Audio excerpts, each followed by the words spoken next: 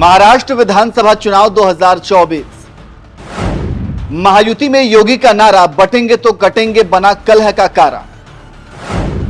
BJP नेताओं ने योगी के नारे पर उठाए सवाल। पंकजा मुंडे, अशोक चौहान ने योगी का किया विरोध। महाराष्ट्र में इस नारे का कोई मतलब नहीं। क्या मोदी से आगे निकलने के चक्कर में फंस गए योगी?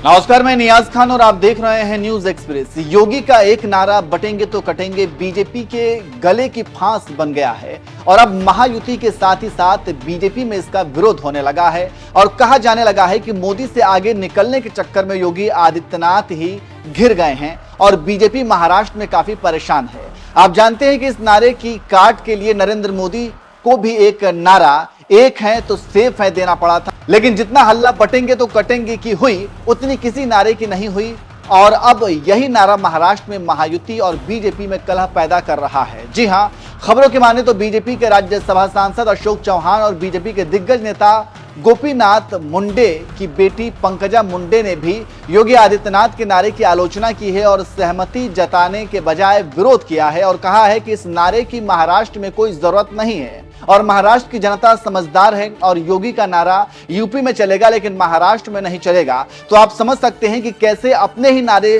से घिर गए हैं योगी आदित्यनाथ, क्योंकि अपने तो अपने सब सहयोगी भी हमला कर रहे हैं।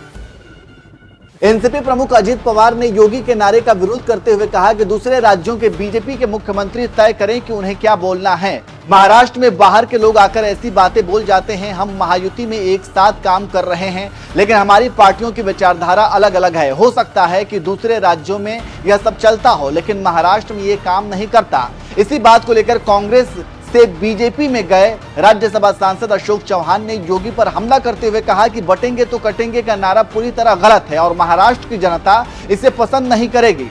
इस नारे की कोई प्रासंगिकता नहीं है। नारे चुनाव के समय गढ़े जाते हैं। यह विशेष नारा अच्छा नहीं है और मुझे नहीं लगता कि लोग इसे पसंद करेंगे। निजी तौर पर मैं ऐसे नारे के खिलाफ हूं क्योंकि यह समाज के लिए बिल्कुल भी अच्छा नहीं है। हमें देखना होगा कि इससे किसी की भावनाएं आहत नहीं होनी चाहिए। तो आप समझ सकते हैं कि कैसे योगी अपने ही नारे में फंस गए हैं और अपने सहयोगी भी हमला बोल रहे हैं। राजनीतिक विश्लेषक कह रहे हैं कि चुनाव के ऐन मौके पर योगी का ऐसा नारा जो महाराष्ट्र बीजेपी और महायुति में तूफान ला देगा, ये बात किसी ने नहीं सोची होगी। जबकि आरएसएस का इस नारे का मुख्य समर्थन है लेकिन योगी का नारा बीजेपी के लिए उल्टा पड़ रहा और अब सहयोगी और अपने इस नारे का विरोध कर रहे हैं और ऐसे में उससे पहले बीजेपी के महायुति में सिर्फ फटव्वल चल रहा है। देखना होगा कि इसका कितना नुकसान और कितना फायदा होता है, देखना दिलचस्प होगा।